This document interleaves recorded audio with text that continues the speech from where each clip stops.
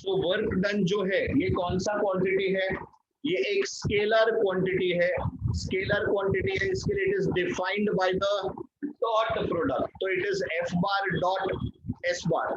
इसको कैसे आप सिंप्लीफाई करेंगे, तो एफ विल हैव 3 कंपोनेंट्स, इसका एक प्रॉपर्टी है, if you remember, F X I cap, F Y J cap, F Z K cap, इसका डॉट प्रोडक्ट लिया जाएगा, किसके साथ डॉट करेंगे आप, it will be S X I cap, S Y J cap, S Z K cap.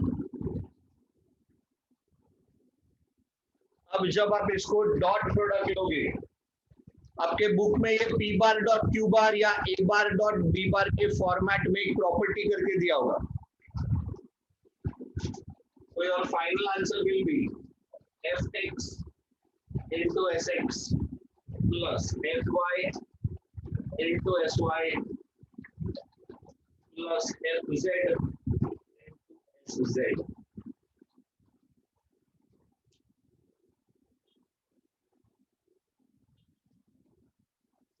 Okay.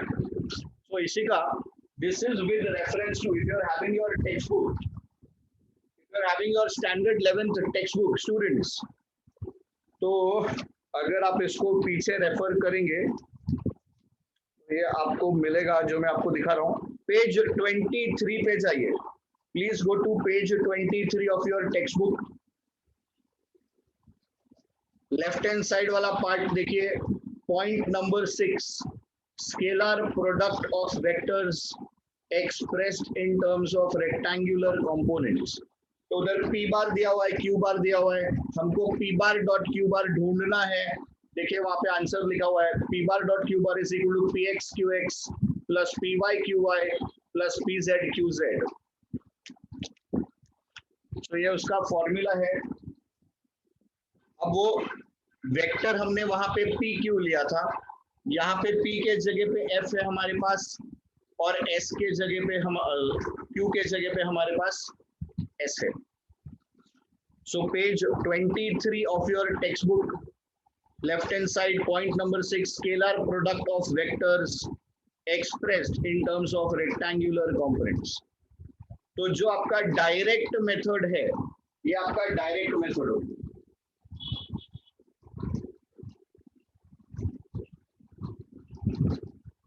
इसमें हम लोग ये 2 टाइप के क्वेश्चंस एक्सपेक्ट कर सकते हैं।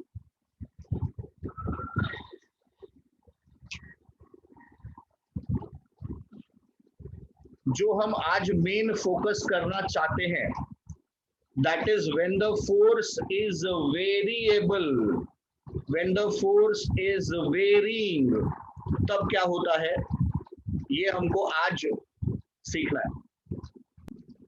Okay, students, so now let us come to the work done by the variable force। तो देखिएगा, ये हमारा क्वेश्चन है, this is page number 55, you can refer to page number 55।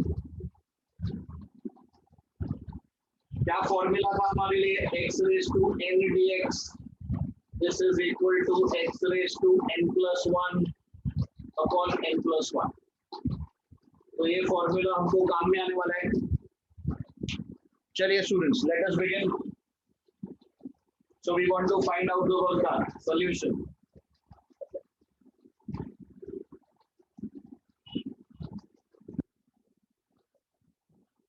तो वेरिएबल फोर्स में जो आपका फॉर्मूला होता है, lower limit upper limit dx। अगर आपको ds लिखना है तो यहाँ पर s1, यहाँ पे s2, यहाँ पे ds। समझ में आ रहा है? The same thing can also be written as x के जगह पे आपको s1 आ गया, x2 के जगह पे s2 आ गया, this will become ds s1 s2। चलिए अभी हम लोग लिखेंगे जो हमारा इक्वेशन है वो, फ्रॉम 0.2 लोअर लिमिट 0.4 अपना upper limit, 3x square minus 2x plus 1, ये आपका f की जगह पे आ गया इंटू dx। अभी एक एक टर्म हम लोग हर एक टर्म को क्या करेंगे, इंटीग्रेट करेंगे। चलिए प्लीज देखिएगा। So first term 3x square dx minus 2x dx plus 1 dx। कहां से कहां तक, फ्रॉम पॉइंट 2 से पॉइंट 4, पॉइंट 2 से पॉइंट 4, पॉइंट 2 से पॉइंट 4। और यही स्टेप ऐसा चीज है जो अपने को समझ में आना चाहिए। So 3 is a number, 3 is my constant, x square, we are going to integrate x square, तो x raised to n यानी x raised to 2 है मेरे पास, तो इसको इंटीग्रेट करेंगे आपको क्या मिलेगा, देखिए you have 3 x3 upon 3 0.2 से लेके 0.4 minus 1 2 times this is x raised to 1, ऊपर कुछ नहीं लिखा ना पावर पे, तो it is x raised to 1। x raised to 1 में फॉर्मूला अप्लाई कीजिए, क्या दिखाई देगा बोलिए आपको फाइनल आंसर, आपको मिलेगा x स्क्वायर अपॉन 2, कहां से कहां तक 0.2 से 0.4। वेरी गुड निशा, बहुत बढ़िया अंजलि, शाबाश। अब यहां पर देखिए, यहां पर आके थोड़ा सा कंफ्यूजन कि सर इधर तो x है ही नहीं, बेटा यहां पर भी x है। एनीथिंग रेज टू 0 इज 1, इसका मतलब यहां पर मेरे पास है x raise to 0। Very good answer, यहां पर मेरे पास है x रेज टू 0। तो जब x रेज टू 0 आपके पास है तो आपका आंसर क्या आएगा बताइए, अप्लाई कीजिए, तो आपको मिलेगा x raise to 0 plus 1 upon 1, कहां से कहां तक 0.2 से लेके 0.4। नाउ स्टूडेंट्स, ये चीज आपको समझ में आई है क्या, वो बताइए, क्योंकि ये नहीं समझ में आया तो फिर आगे डिफिकल्ट जाएगा। Is this understood?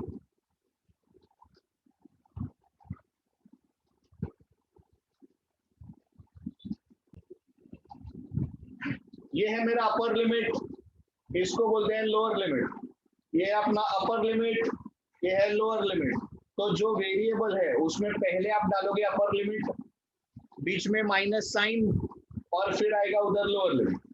तो उसके पहले देखिए, ये 3 और 3 कट हो गया, ये 2 और 2 कट हो गया। So now we are substituting the values, इसको सॉल्व करेंगे तो आपके पास आएगा x क्यूब के लिए आप लिखोगे 0.4 क्यूब माइनस 0.2 क्यूब, ये हो गया मेरा पहला टर्म।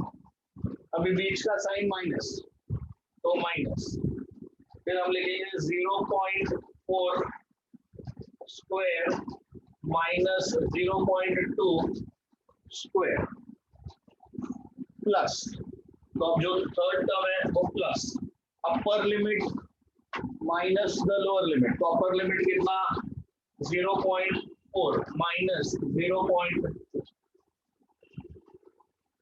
अब इसको आपको कैलकुलेट करना पड़ेगा, सिंप्लीफाई करना पड़ेगा, आंसर निकालना पड़ेगा। 4 का क्यूब कितना, 4 इंटू 4 हो गया 64, 4 4 जा 16, 16 4 जा 64। Very good answer. तो ये आपके पास में आ गया 0.064 माइनस 2 इंटू 2 इंटू 2 8, तो ये आएगा आपके पास 0.008। I'm just simplifying the terms for you ताकि आप कैलकुलेशन कर सके।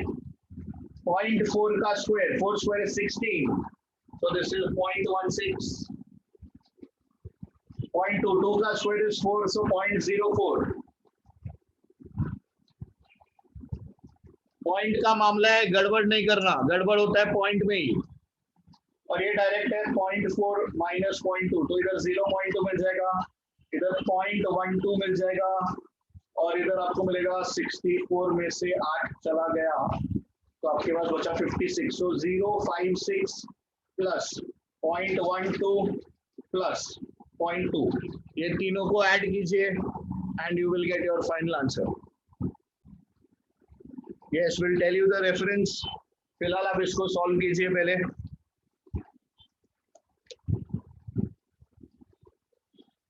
इसको सॉल्व करके आंसर निकालिए।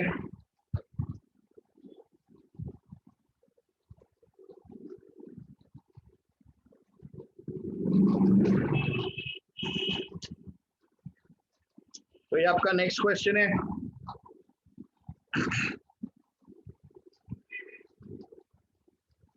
तो अगर हम डायरेक्टली यहाँ पे करें इसको, चलिए आप ट्राई कीजिए आप लोग भी प्लीज।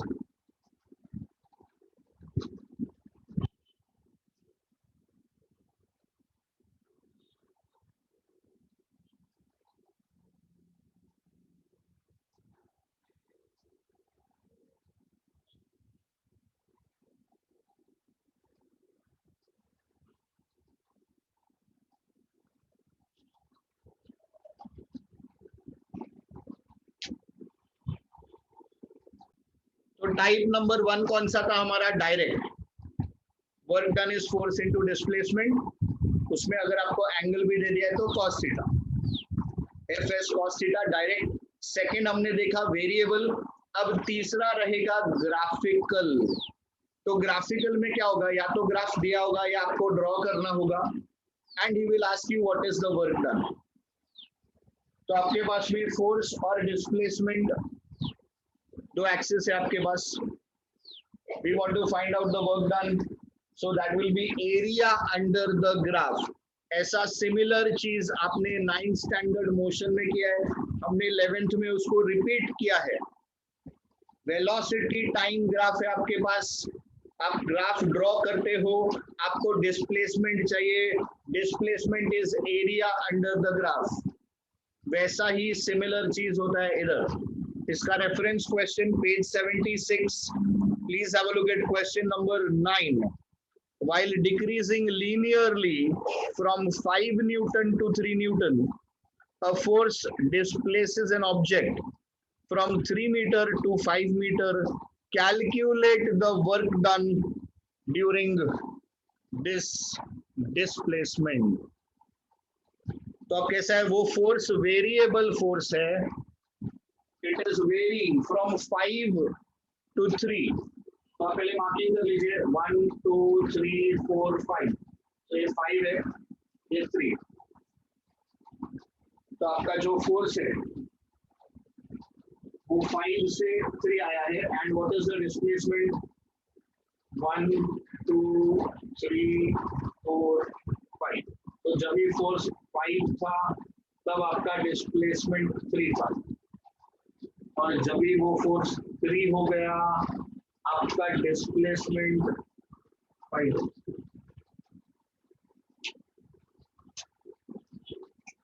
क्या करेंगे हम? एक लाइन ड्रॉ कर दीजिए which is passing through these 2 points. अपना एम क्या है? अपना एम है we have to find out the work done.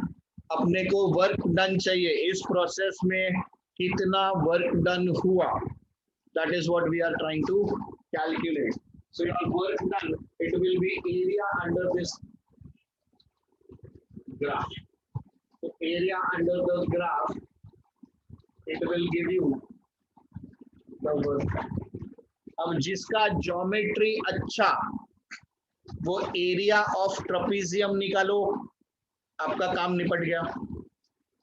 अब बाय चांस आपका ज्योमेट्री बहुत अच्छा नहीं है, बट बेसिक तो अपने को आता है, एरिया ऑफ रेक्टेंगल और एरिया ऑफ ट्राइंगल। तो आप इसको इधर से डिवाइड कीजिए, आपको 2 फिगर्स दिख रहे हैं, एक ट्राइंगल दिखता है और एक रेक्टेंगल दिखता है। So my work done, it will B area rectangle plus area triangle. What is area rectangle? Length into breadth. तो ये आपके पास में 2 यूनिट्स और ये आपके पास में 3 units. So this is 2 into 3 plus area of the triangle. Very good, Nisha. Area of the triangle is half into base into height. तो base here आपके पास 2 units. Here आपके पास height 2 units. So this 2 and this 2 cancels. 6 plus 2. The answer will be 8 joule या 8 units. आपके book में वो Newton दिया हुआ है, न्यूटन गलत है. वर्क डन आप निकाल रहे हो तो उसका यूनिट जूल होना चाहिए, न्यूटन नहीं होना चाहिए. एरिया ट्रेपेजियम किसी को याद है? एरिया ट्रेपेजियम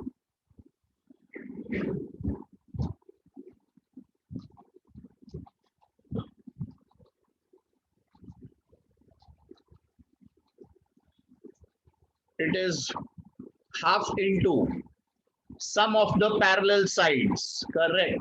तो आपका ये आपके पैरेलल साइड्स ये दोनों हैं. तो ये आपके पास 5 और ये आपके पास 3. तो ये आपके पास आ गया 5 plus 3 multiplied by the height or the distance between the two parallel sides. So ये आपके पास आ गया 2. 2 कट हो गया. आपका आंसर 8 joules. तो किसी भी पैटर्न से आप निकालिए, आपको आंसर आ रहा है 8 joules.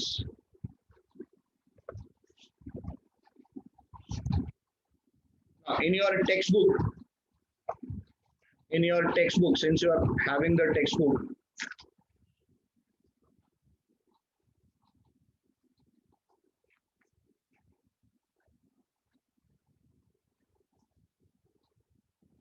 page number 56, please come to page 56. Left hand side वाला paragraph देखो. An object is dropped from some point at height h. It is falling down through air. So potential energy will get converted into kinetic energy. तो जब हम बोलते हैं कि 100% conversion है, normally we take 100%. But supposing वो बोल रहा है what is the work done by the frictional force, या what is the work done by the resistive force. So then you will be using that formula. तो formula को underline कर लो. Delta PE is equal to delta KE plus the air resistance. The air resistance basically हो गया friction. तो ये आपका type 4 का कैटेगरी है.